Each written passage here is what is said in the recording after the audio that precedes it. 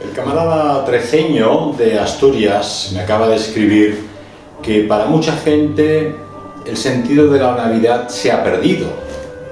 Se trata de comprar en exceso, de grandes comilonas, pero ¿qué celebramos realmente el día de Navidad?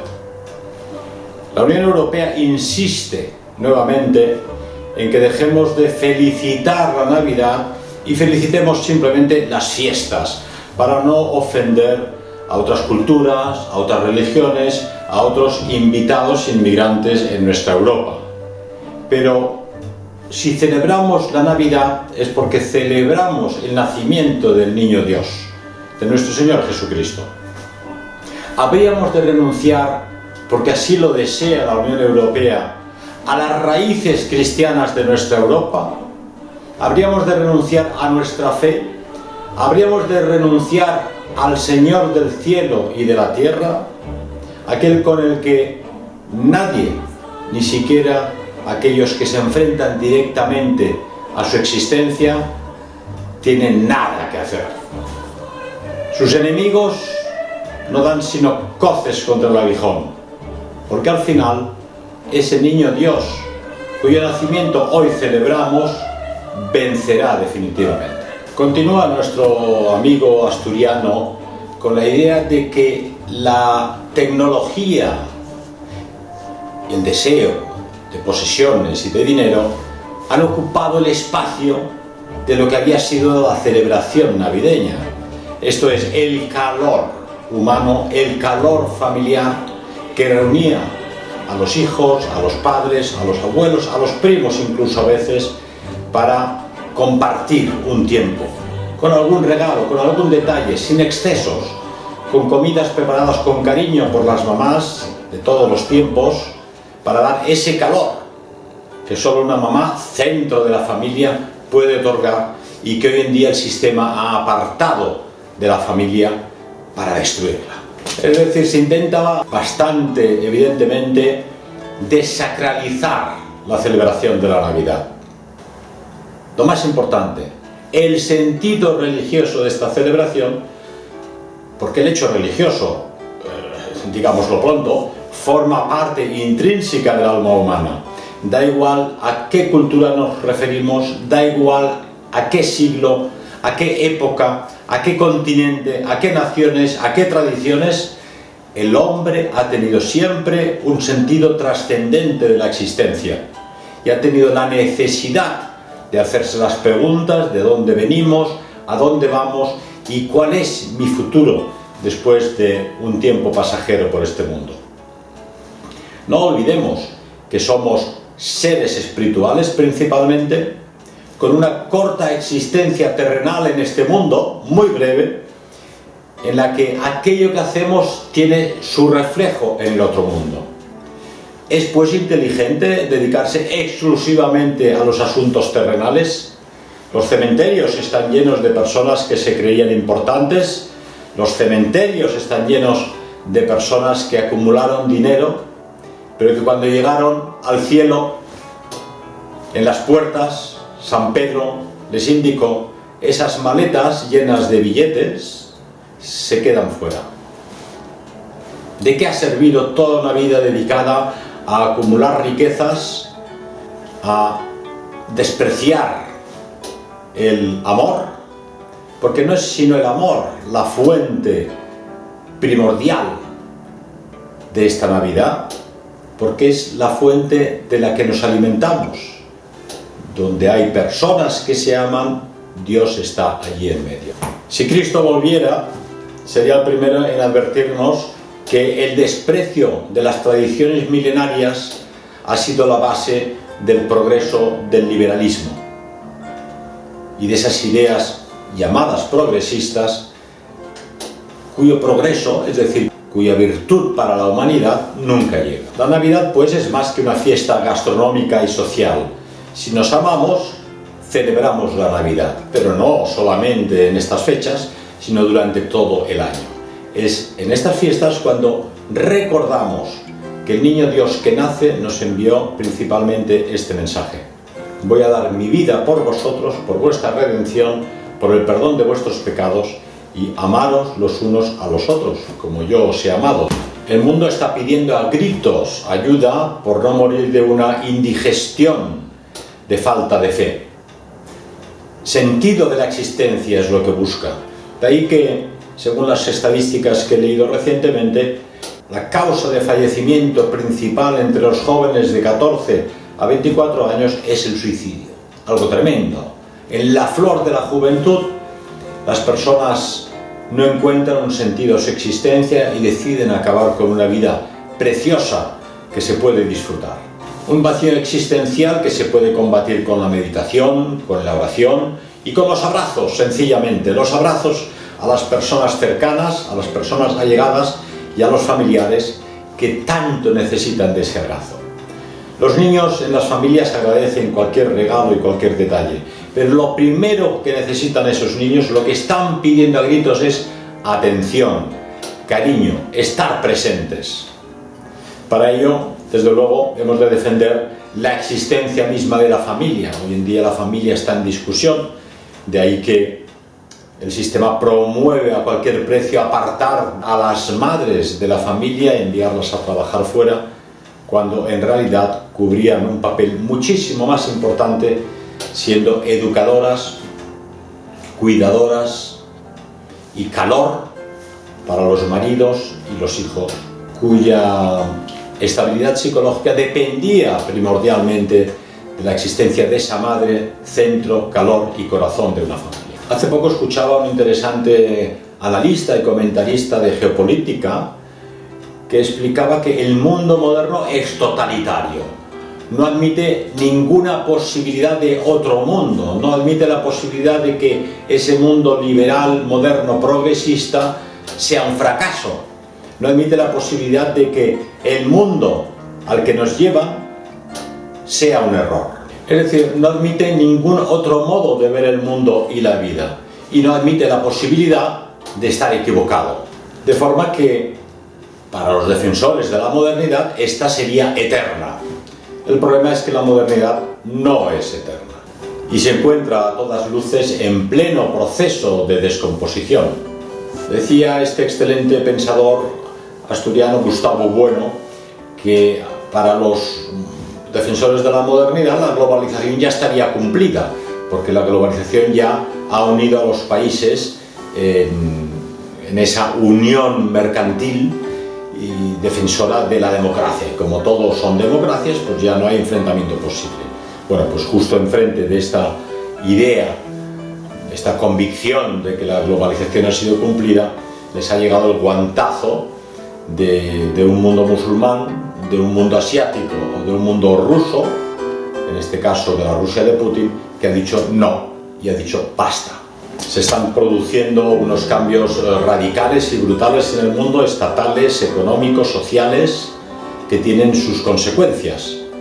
El mundo hegemónico liberal talasocrático se está enfrentando a un creciente mundo multipolar que le planta por fin la cara, se enfrenta y dice no, tenemos bastante de este mundo hegemónico atlantista y deseamos un mundo tradicional, multipolar, donde el hegemón hispanoamericano o iberoamericano y el hegemón eslavo y el hegemón asiático y el hegemón islamista puedan colaborar, puedan convivir con el hegemón occidental, europeo y americano.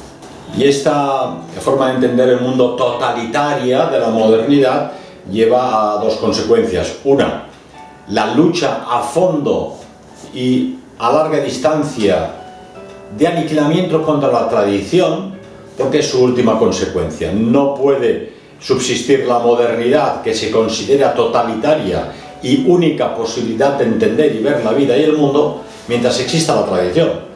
De ahí que todo se enfrenta en el mundo de hoy contra la tradición, contra la familia, contra la nación, contra los pueblos, contra las culturas, contra la religión, contra el arte figurativo, contra la fe. Y la otra consecuencia es que crecen las personas, organizaciones y mentes, como es nuestro caso, que nos enfrentamos decididamente a la modernidad y le hacemos frente, porque creemos que otro mundo es posible y es mejor.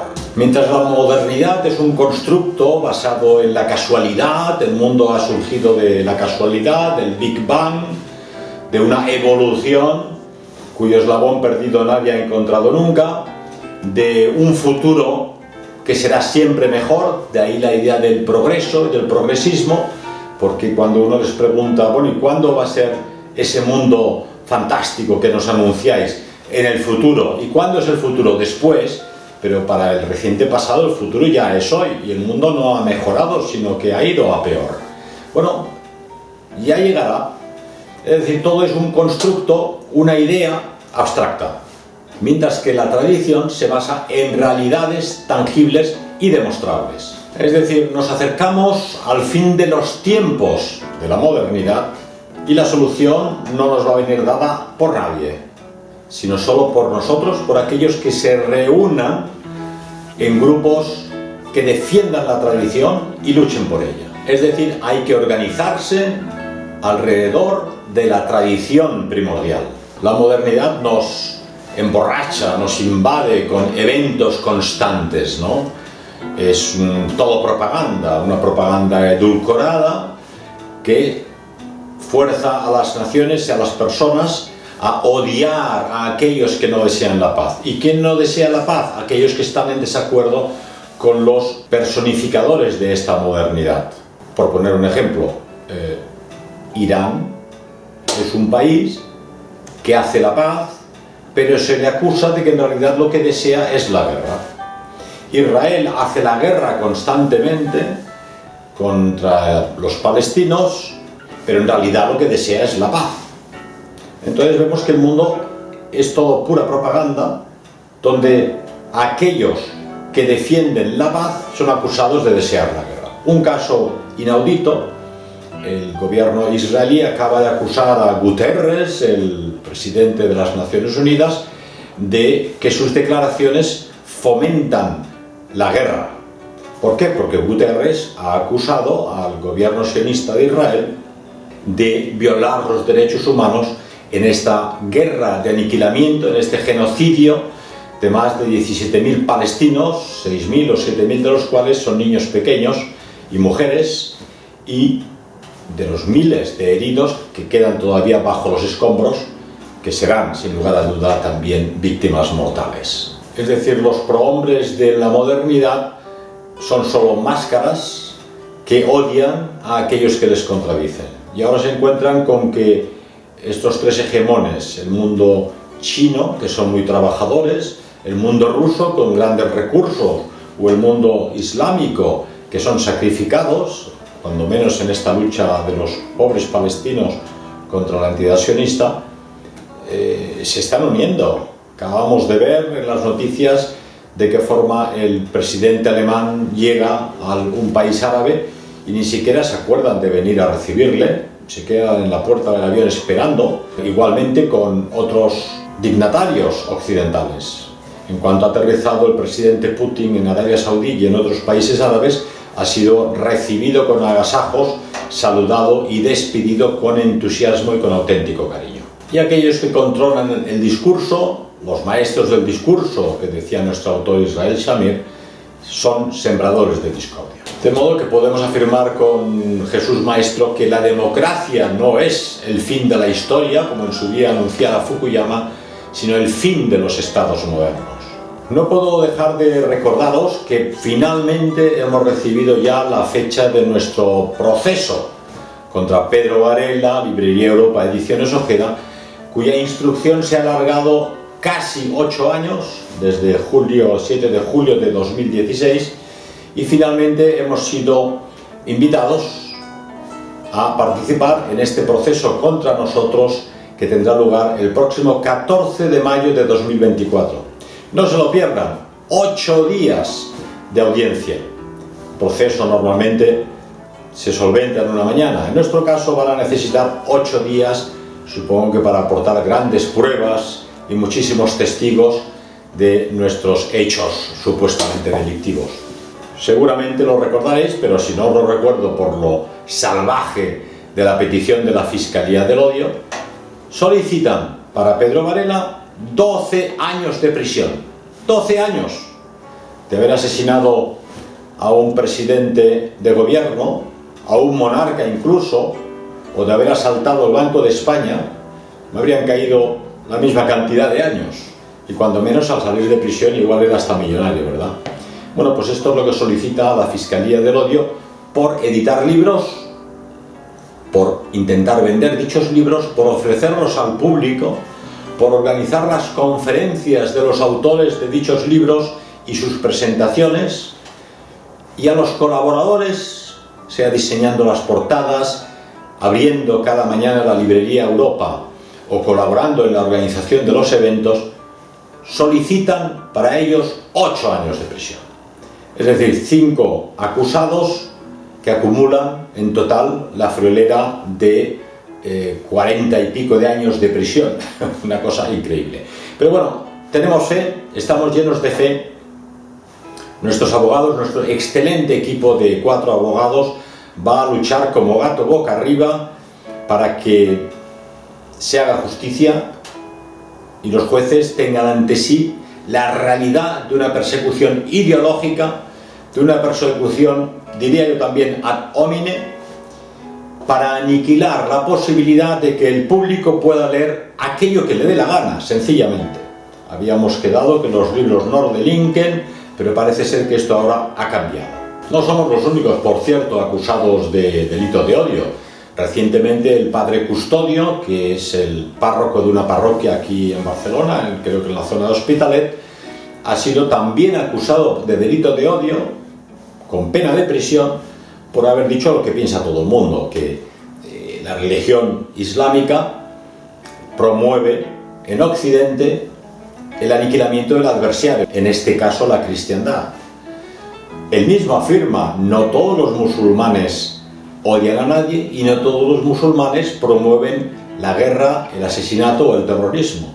Pero sí es cierto que dicha religión, por su misma forma de entender la fe y la salvación, promueve una violencia en Occidente que no nos interesa. Frases que pueden discutirse, puede hablarse sobre ellas, pero pretender que un párroco, por hablar con gran sentido común de un tema que está en la calle, acusarlo de delito de odio y pedir prisión para él es inaudito. Pero como él dice, al final lo peor que puede pasar es que acabemos todos en prisión y bueno, al final va a ocurrir que las buenas personas estarán en prisión y los grandes delincuentes estarán en el poder, ¿verdad? Pero quien ha tenido algo interesante que decir en este mundo a lo largo de la historia, quien más, quien menos, todos han acabado en prisión. En este sentido hace mucha gracia ese totalitarismo de la modernidad.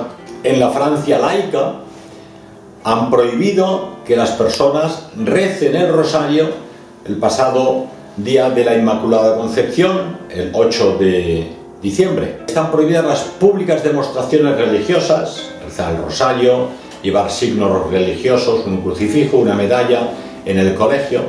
Y sin embargo, el mismo Eliseo, los políticos del Eliseo acaban de organizar una celebración del Hanukkah con la comunidad judía francesa.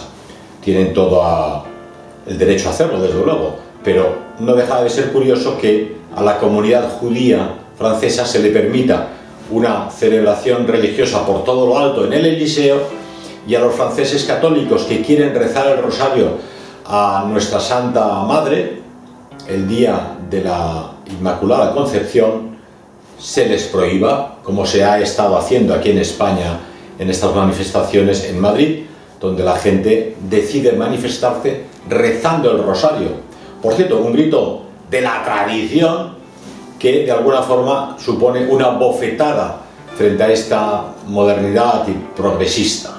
Esta Navidad no quiero olvidarme y de rogaros que recéis por estos pobres niños palestinos, por estas familias que pierden al padre, a la madre, a los abuelos, a los hijos, a las hijas.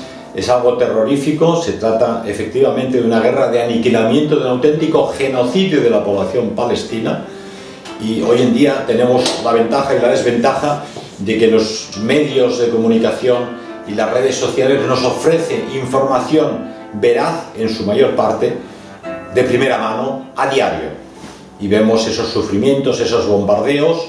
El 60% de las viviendas de Palestina han sido destruidos, 17.000 personas asesinadas y miles de niños en los colegios, incluso en los hospitales, masacrados. Es horroroso. A mí me cuesta irme a dormir sin pensar cada día en estos pobres niños, que en su caso son musulmanes, pero son, primero de todo, hijos de Dios, son personas, son seres humanos que están sufriendo el desprecio y el odio de una potencia militar que tiene a su vez detrás al hegemón norteamericano y que defiende unas creencias que son, desde mi punto de vista, muy negativas para el resto de la humanidad, pues considera que solo ellos son elegidos y solo ellos tienen el derecho a ocupar esas tierras que han sido históricamente Palestina, y aunque los palestinos aceptaron compartir su tierra con los recién llegados de la diáspora, los judíos de la diáspora que querían fundar el Estado de Israel, ahora nos encontramos con que estos judíos de la diáspora sionistas, con ese Estado, está expulsando de sus últimos reductos a la población autóctona palestina.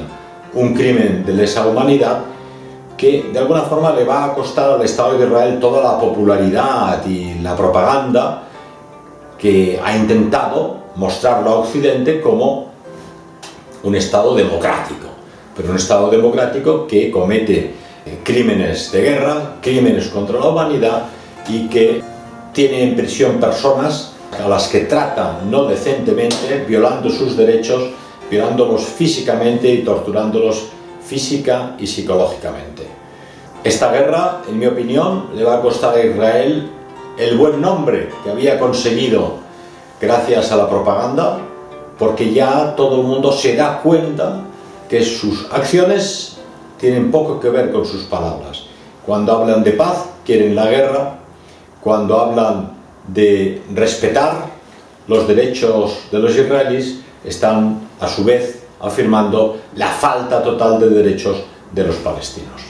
Es de vergüenza la pleitesía que le rinden los políticos occidentales, y yo diría que incluso el miedo con el que actúan, sea Scholz, el de canciller en Alemania, Biden en Estados Unidos, o los políticos de pequeños partidos políticos en España y otros países europeos, que rinden pleitesía al Estado sionista sin siquiera interrogarle por los crímenes que comete. Yo no discuto que haya personas que piensen que Israel es una potencia que defiende el Occidente en Oriente Medio. Dejemos que la historia decida.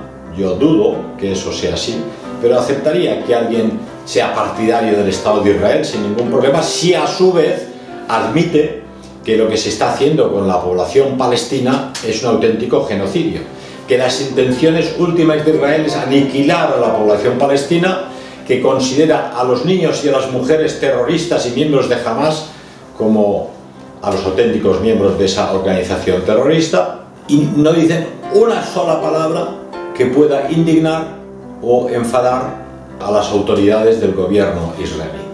Y eso habla realmente en contra de los políticos occidentales y de todos aquellos que rinden pleitesía al crimen. Repito, uno puede estar a favor del cristianismo, del islam, del judaísmo, de Rusia, de Estados Unidos, de China, pero ante todo hay que defender la verdad y la justicia. Sea quien fuere quien comete crímenes, hay que denunciarlos. Y sea quien fuere quien sufre, hay que ayudarle.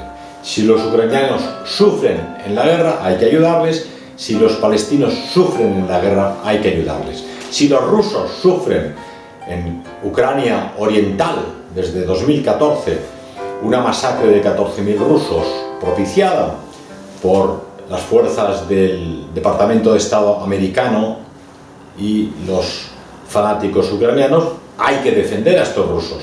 Y si los israelíes son asesinados por un grupo terrorista musulmán, pues evidentemente hay que decirlo. Entre los que se han ido este año, pues no diría yo que haya que celebrarlo porque no es cristiano, pero como sabéis ha fallecido finalmente a los 100 años el señor Henry Kissinger, judío de raza, alemán de nacimiento, americano de oficio, un hombre culpable de haber planificado en el famoso informe Kissinger la destrucción de la familia, fomentando apartar a la mujer, incitándola a buscar trabajo fuera de casa, a que las familias no tuvieran más que 3 o 2 o ningún hijo, a fomentar el declive demográfico y la sustitución de la población. No es este el único de los peligros que nos acechan este año que comienza 2024, en breves semanas. Tenemos el CBCD, es decir, el Central Bank Digital Currency, es decir, la moneda digital del Banco Central, que pretende un control total sobre la población, sobre los gastos que realiza, qué ingresos puede tener y puede dejar de tener. Muchas personas hacen la ilusión que esto va a facilitar el comercio electrónico y la facilidad de no tener dinero en efectivo en el bolsillo, con lo cual los ladrones te encontrarán menos efectivo que robar si te asaltan en el Paseo de Gracia o en la Gran Vía de Madrid. Pero se olvidan que este control de la moneda digital sobre tus gastos y tus ingresos posibilitará castigarte si no eres leal al sistema, y la imposibilidad de comerciar, de comprar y vender, cual si se tratara de la marca de la bestia anunciada en el Apocalipsis de la Biblia. Nadie que no lleve aquella marca de la bestia podrá comprar ni vender. Nadie que no obtenga la moneda digital del Banco Central podrá comprar ni vender si no es una persona leal al sistema y si no hace aquello que se espera de él.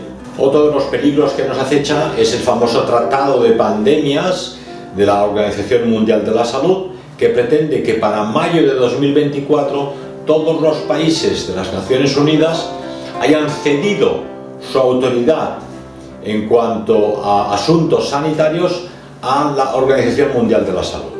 Esto parece lógico, decir, bueno, es una organización dedicada a nivel mundial a la salud de los países y es una forma de coordinar la solución a futuras enfermedades y futuras pandemias. Pero también es cierto que el control total de esta entidad supranacional, cual es la Organización Mundial de la Salud, supondrá la falta de libertad de las naciones y de sus individuos sobre su propio cuerpo. ¿Qué me ponen? ¿Qué deseo que me pongan? ¿Qué es lo que no deseo que me pongan? El derecho a tu propio cuerpo es un derecho inalienable. Y con este tratado de pandemias, de lo que se trata es de castigar a las naciones que no agachen la cerviz y castigar a las personas, por ejemplo, no permitiéndoles viajar, negándoles el pasaporte, negándoles un visado de entrada a todos aquellos que, por ejemplo, no se hayan querido vacunar de determinada sustancia. Al igual que la moneda digital del Banco Central, el Tratado de Pandemias es un apretón más de tuercas hacia un Estado totalitario que, como hemos dicho antes, es lo propio de la modernidad. Es a lo que tiende la modernidad por su misma esencia. Otro de los problemas altamente preocupantes es el militante racismo antiblanco. Y esto no hace falta más que observar la publicidad en la que todas las compañías comerciales incluyen a un maniquí negro con una chica blanca. Uno tras otro es negro con blanca. En televisión alemana veía el otro día, vía satélite, una película donde todo eran parejas mixtas. Era un alemán con una negrita, o una alemana con un negrito, o con un turco, o con un extranjero. Nada que objetar que la gente se enamore y tenga relaciones con personas de las más diversas culturas y más diversas razas, pero sí hay mucho que objetar a una campaña sistemática de adoctrinamiento de la juventud europea para que acepte como un hecho y como una obligación su mezcla racial y su desaparición étnica. Películas históricas, solo hay que ver las series de Netflix, donde todas las personalidades de la cultura europea casualmente eran africanos. un imposible histórico, ¿verdad? Pero esa intención, esa evidencia de sustitución de la historia de los grandes prohombres de la cultura europea por personas de origen africano lleva a la confusión a aquellos niños que están ahora creciendo en los kindergarten y en los colegios, invadidos por una publicidad favorable al mestizaje racial que pretende el aniquilamiento no de los negros de África, no de los chinos de Asia, sino de los europeos en Europa. Es una campaña real que cualquier persona puede comprobar por sí mismo y una campaña que hay que denunciar constantemente. Empresa o tienda que promueva el aniquilamiento del hombre blanco cristiano occidental, hay que dejar de comprarle. El tercer gran problema que nos acucia en España y de hecho en todo Occidente es el problema de la identidad étnica, de la invasión migratoria promovida y querida por este sistema que desea a cualquier precio acabar con la existencia de los pueblos y de las naciones y de las culturas diferenciadas. Un ejemplo, en Níjar, una pequeña población de Almería, existe ya ahora construida la mezquita más grande de Europa.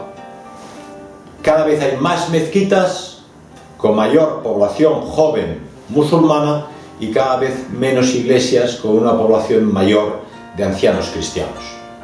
Defender el amor a nuestra tierra, a nuestra cultura, a nuestra tradición, a nuestra religión, no es odio, señor fiscal del odio. No es racismo negativo, no es xenofobia, es simplemente amor y cariño a lo propio, querer defender nuestras raíces, lo que hemos heredado de nuestros padres y nuestros abuelos, que ya no van a heredar nuestros hijos. Hemos de denunciar esta política de sustitución, de la gran sustitución de la población, y desde luego a Dios rogando y con el mazo dando, creando familias que tengan niños y educando a estos niños y a estos hermanos y a estos parientes en la auténtica fe cristiana. Se ha hablado también mucho de esta Agenda 2030, que es el paroxismo de la expansión de esta idea totalitaria de la modernidad, pero yo creo que lo peor de esta Agenda 2030 es la decisión fanática de reducir la población autóctona mediante el aborto, mediante el divorcio, mediante la promoción de la eutanasia, mediante el suicidio voluntario de las personas, mediante una supuesta educación sexual que no es sino muy demasiado a menudo perversión sexual, y la promoción de todas estas desviaciones de gays, lesbianas, LGTB, etcétera, etcétera. En última instancia, la realidad se impone, la naturaleza se impone. Cuando dicen que hay muchos géneros, la realidad es que solo hay dos sexos, masculino y femenino. Es decir, al final, todo quisqui va al urólogo o al ginecólogo. No hay otra cosa. Por lo tanto, se trata también de percepciones mentales o desviaciones mentales de personas que han perdido el oremus, precisamente por la propaganda constante del sistema de estas desviaciones, con la idea de destruir la familia y conseguir una disminución demográfica brutal que lleve a la desaparición del hombre blanco en Europa y en general de todos los pueblos. Y tenéis el deber de luchar por esa libertad de información y esa libertad de investigación y esta libertad de pensamiento, porque en última instancia sabéis algo, pero sabéis que no lo podéis decir. Y ellos saben que nosotros sabemos, pero que no podemos decirlo porque tienen la espada de Damocles encima. Muy bien, tendrán que empezar por poner la espada de Damocles encima de la inteligencia artificial. Alguien ha preguntado a la inteligencia artificial y muy inteligente, ¿cuántos hornos crematorios existían en Auschwitz? A lo que responde la inteligencia artificial, 4. ¿Cuántas personas murieron en Auschwitz? A lo que responde la inteligencia artificial, se dice que 1.100.000 personas, buena parte de los cuales serían judíos. ¿Cuánto se tarda? Preguntan a la inteligencia artificial en la cremación de un cadáver en un horno crematorio. 3 horas, responde la inteligencia artificial. Entonces, inteligencia artificial, ¿cuánto tiempo es necesario para llevar a cabo la cremación de 1.100.000 cuerpos, a lo que la inteligencia artificial responde 70 y pico años. Es decir, un imposible físico. No lo digo yo, lo dice la inteligencia artificial, tendrán que reprogramarla, pero ese es el problema de la verdad, que al final 2 más 2 son 4 y en la inteligencia artificial, cuando menos, se supone que 2 más 2 siguen siendo 4. Es la única respuesta que tengo a cómo afrontar la subversión posmoderna, esa subversión posmoderna que nos ha llevado a 2 opciones, el ateísmo y el transhumanismo, en ambos casos superando, destruyendo la tradición y todos aquellos valores auténticos que defendía la tradición y que se basan en la realidad antropológica del hombre, la fe en Dios, la vivencia en la naturaleza y que el hombre es un ser comunitario que necesita vivir en familia, vivir en comunidades y organizado en pueblos y en naciones. No existe el ciudadano del mundo. Es decir, se trata de un enorme proyecto de ingeniería social que se está implementando. El ser humano tiene la necesidad de pertenencia, de ser del grupo, de entre los similares. Una de las consecuencias brutales que están teniendo lugar ante esta política de gran sustitución de la población mediante una inmigración masiva promovida y deseada por el sistema son las constantes violaciones de chicas en España, que han alcanzado un nivel como nunca antes en la historia del país y que es disfrazado por los medios de comunicación. Recientemente una niña de 9 años es violada en la ciudad de Huesca por un joven de 17 años. Cuando rascas un poco es un joven marroquí, un MENA marroquí. Nada contra los marroquíes, pero es evidente que estas violaciones y este aumento del robo, de los hurtos, de la delincuencia y de los delitos sexuales contra la mujer van parejos con la inmigración foránea. Cualquier investigación policial seria os demostrará que han crecido las violaciones de jóvenes chicas, mujeres e incluso niñas y el número de delitos allí donde ha crecido el número de inmigrantes foráneos de culturas lejanas. ¿Quiere esto decir que todos los foráneos y todos los inmigrantes son malos y son delincuentes? No, pero es un hecho que allí donde aumenta la migración masiva de culturas extrañas a la nuestra, aumenta el nivel de delincuencia y el número de delitos cometidos. Es algo sabido en la calle, pero la prensa del sistema lo intenta diluir como si toda la culpa es del hombre, del macho, blanco, heterosexual, cristiano, occidental, cuando la realidad nos lleva justamente a todo lo contrario. Y siempre que es evidente que no pueden negar el origen étnico o religioso extraño de un terrorista, pues siempre hablan de personas que han perdido la cabeza.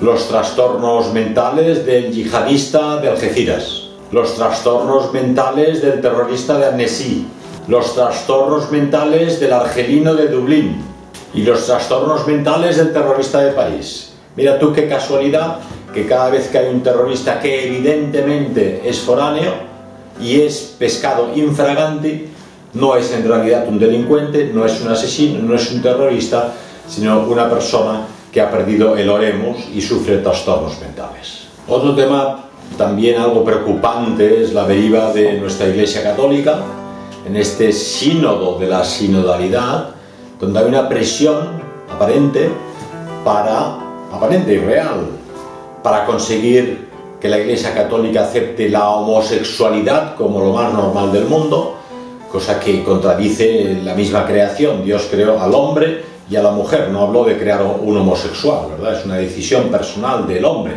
pero Dios creó al hombre y a la mujer. O del diaconado femenino, para que se forzara a la Iglesia a adoptar el diaconado femenino, de integrar a los laicos en las decisiones de la cúspide de la Iglesia Católica, o de aceptar que la Iglesia Católica es culpable por definición, ¿verdad? Entonces, en este sínodo de la sinodalidad, en realidad, pues se han olvidado de lo más importante: la encarnación, la redención, la salvación, la gracia, la oración. la Trinidad, la Eucaristía, las vocaciones, la educación de la juventud. Todo eso sería más importante que todos aquellos temas escabrosos, promovidos por la modernidad del sistema que quiere acabar con la tradición, y para acabar con la tradición ha de acabar, evidentemente, primordialmente, con la Santa Iglesia Católica. En última instancia nos encontramos en medio de una enorme guerra espiritual, una guerra en la que se pretende acabar con la luz, con el bien, con el cielo, con Dios, sin fe, sin creador y sin hacerse preguntas. En este caso hay un ideólogo del sistema, este judío Harari, que ha escrito un libro discutiendo la existencia de Dios y en el que viene a defender que para el ser humano del futuro inmediato Dios va a ser el gobierno, el Estado, ese Estado omnímodo que todo lo podrá, que todo lo sabrá y que todo lo controlará.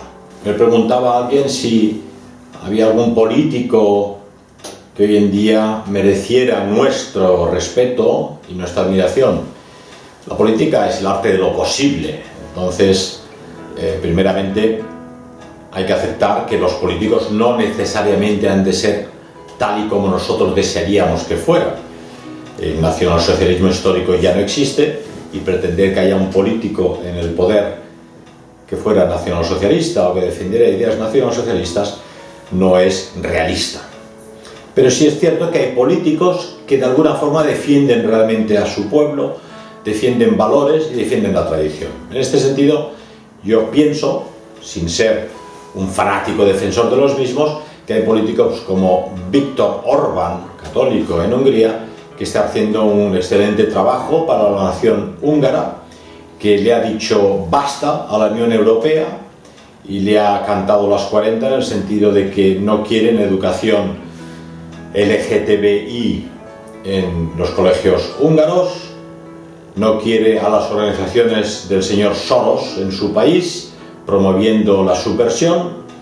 Han afirmado una vez más que no van a aceptar una inmigración ilegal masiva que sustituya a la población húngara, y han afirmado algo que es evidente: no está dispuesto a que los húngaros pasen frío y por eso van a seguir comprando gas barato a Rusia para poder calentar los hogares de Hungría.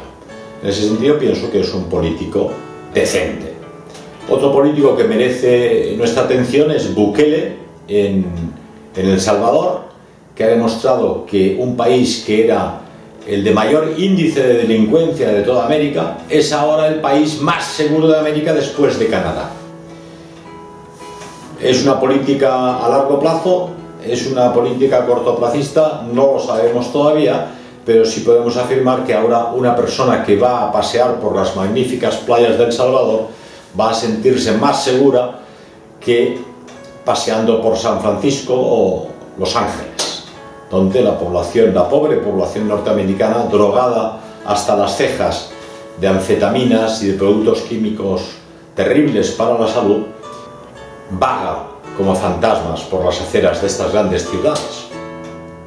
Y repito que Putin en Rusia es una persona muy discutible en muchos sentidos, pero yo vuelvo a confirmar lo que he dicho en otras ocasiones. Lo que me gusta de Putin es que defiende valores, es decir, él ha dicho: en Rusia admitimos y permitimos que cualquier persona escoja su vida sexual como le dé la gana, pero que nadie nos haga adoctrinamiento en los colegios. Putin defiende un mundo multipolar donde las diversas potencias y hegemones continentales puedan entablar conversaciones de tú a tú y de igual a igual, y sin tener que aceptar la expansión hegemónica, dictatorial, totalitaria de las potencias atlantistas que defienden esta modernidad que todo lo destruye, que todo lo disuelve y que quiere aniquilar la tradición. En tanto en cuanto Putin defienda la tradición cristiana, la tradición rusa, la tradición eslava, la tradición natural y las necesidades naturales del ser humano, es un hombre que es positivo para su pueblo y para Rusia, sin lugar a dudas. Eso no es óbice para lamentar esta guerra civil que hay entre pueblos eslavos, los ucranianos y los rusos, pueblos blancos, pueblos eslavos ambos, pueblos cristianos ambos, y soldados rubios de uno y otro lado deban fallecer a mayor gloria del Departamento de Estado norteamericano y sus deseos de expansión, de división y de destrucción de Europa Central y Europa Oriental. E insisto sobre este tema porque para mí es quizá el más importante de todos y es lo que nuestro admirado y fallecido camarada Antonio Medrano subrayaba la necesidad de la visión de lo sagrado en la vida, porque no somos sino la creación del gran poeta del universo. Y como decía Medrano, hay que luchar contra el dragón y trabajar, como decían los samuráis. Luchar y trabajar. Ora et labora, que dicen los monjes de clausura. Y en un momento en que estamos en una civilización del absurdo, del sinsentido, hemos de tener claro el sentido que queremos dar a nuestra existencia, en nuestra vida. ¿Qué misión imponemos en nuestra vida y en nuestra existencia para ese corto periodo que tenemos en este mundo, poder darle pleno sentido y dejar para nuestros contemporáneos y para las futuras generaciones un ejemplo digno de ser seguido? Desde luego no quiero dejar de saludar efusivamente y con mucho cariño a todos nuestros amigos, seguidores y camaradas de Iberoamérica, entre Texas, México y Tierra del Fuego en Argentina y todos los países de Hispanoamérica. No quiero dejar de mencionar la agradable sorpresa que ha supuesto para nosotros recuperar para el trabajo de difusión al buen camarada y viejo amigo Denis Martos, un intelectual de primerísimo orden, en su día miembro de CEDADE, que nos ha sorprendido con una serie de libros que nos han llegado desde Argentina. Fantástico este libro de Denis Martos, Los Deicidas, la historia de Jesús de Nazaret, un relato acerca de cómo los hombres asesinaron a Dios.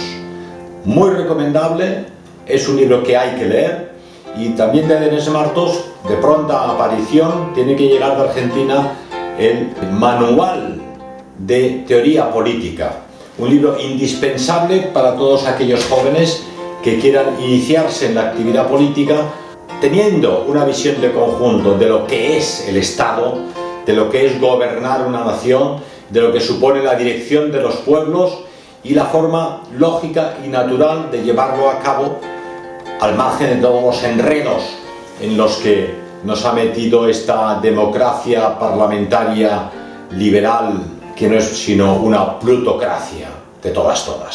También de Argentina, ya del año pasado, nos llegó este excelente ejemplar, Marc Augier, El ocaso de los dioses, originalmente Götterdämmerung, 1945. Un libro excelente que expone el fin de los fascismos europeos en Europa en 1945 y qué ideales animaban a aquellos que defendieron la Europa que perdió la guerra. Es interesante constatar que Churchill, Roosevelt, Stalin, tres criminales de guerra, siempre en su propaganda hablaban de que defendían la lucha de la civilización frente a los anticristianos europeos.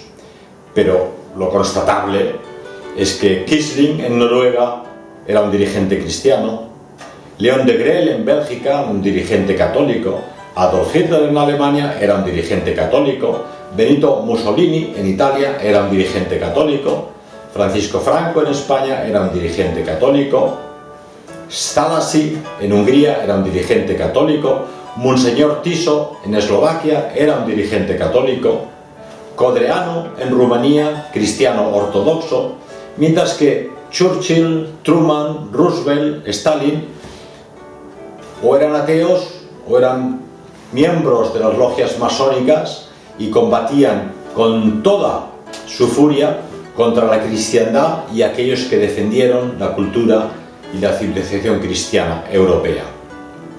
Que no os engañen, la historia está todavía por escribir y la historia que os han explicado en los colegios y en las televisiones es la historia de los vencedores.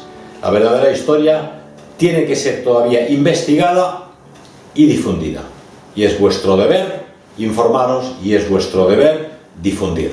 Si por difundir y por informaros acabáis en un proceso como nosotros y os piden 12 años de prisión, a fin de cuentas, ¿qué otro sentido tiene la vida sino defender el bien, la verdad y la belleza, sea cual fuere el precio? Frente a este pesimismo galopante de aquellos que se suicidan con 14, 24 o 34 años, contra aquellos que tienen una crisis existencial, yo recomendaría meditar, orar, a ser posible en familia, rezad el rosario que nos recomienda Nuestra Señora de Empel, y salid a la naturaleza. En la naturaleza vais a encontrar la creación, vais a encontrar gatos, perros, aves, animales de todo tipo, que son encantadoras criaturas de esa naturaleza creada por nuestro Señor. Vais a encontraros en los árboles, en las nubes, en los cielos, en las montañas, en los bosques, y vais a encontraros como el pez en el agua, en medio de la creación, sin tanta tecnología, sin tantas pantallas, sin tantos ordenadores, sin tantos teléfonos, sin tantos canales de televisión, sin tantas cosas inútiles que comprar. Y si vais por la ciudad, haced como yo y pensad como recomienda el filósofo Schopenhauer. Lo miráis todo y pensáis, ¿cuántas cosas que no necesito?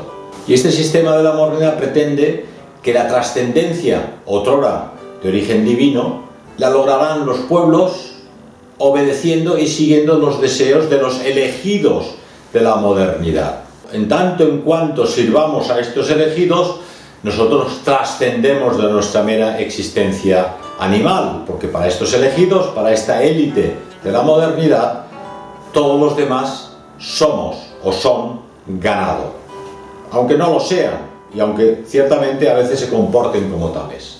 Os he dicho que rezarais el rosario. Yo que he intentado ser un seguidor leal de nuestra Santa Madre, he estado en la Salet, he estado en Lourdes, he estado en Fátima, he estado en Medjugorje, y en última instancia, en uno de estos últimos mensajes de la Virgen de Medjugorje, nos ha pedido que oremos por los no creyentes. ¿Por qué? Porque en última instancia todo lo malo que sucede en el mundo viene de las manos y de las mentes de aquellos que no creen, de aquellos que no conocen el amor de Dios, y hay que rezar para su conversión. Porque sea la pedofilia, sea el asesinato de niños pequeños, sea el bombardeo de civiles y de familias en Palestina, sea el aprovechamiento de las personas débiles, sea el deseo de acumular dinero, sean las perversiones morales y físicas de todo tipo, al final, si rascas un poco, se encuentran personas infelices que no creen en Dios y que aportan a la humanidad un montón de tragedias y de males de los que podríamos librarnos si consiguiéramos que estos no creyentes volvieran a creer y considerasen que en la vida no hay meta más importante que amar a Dios sobre todas las cosas y hacer su voluntad. Hay un dicho ruso a este respecto muy descriptivo. Si quieres que Dios se tronche de ti, se muera de risa, cuéntale tus planes, porque no hay nada planificar a medio o largo plazo que no quede en manos de Dios. Pensar que según todos los místicos, todos los santos, e incluso la Virgen María en algunos de sus mensajes afirma que en el momento de vuestro fallecimiento, de esta corta vida terrenal que tenéis ante vosotros, nos vamos con plena conciencia, con la misma conciencia que tenemos ahora, abandonamos nuestro cuerpo, es decir, el alma nunca muere, sino que se traslada de aquí, de esta existencia terrenal, a un más allá desconocido todavía por los que estamos vivos en el mundo. Finalmente podéis ver que seguimos teniendo, como prácticamente todas las familias en España, el nacimiento, el pesebre, el Belén en casa, un pesebre y un Belén que anuncian lo que se celebra realmente hoy, la Navidad, y es el nacimiento de Jesucristo nuestro Señor. Y como he repetido antes, ahora que la Unión Europea y el sistema quiere aniquilar la Navidad y el sentido de la Navidad, más que nunca, feliz Navidad a todos y un abrazo enorme y fraternal. Gracias por escuchar.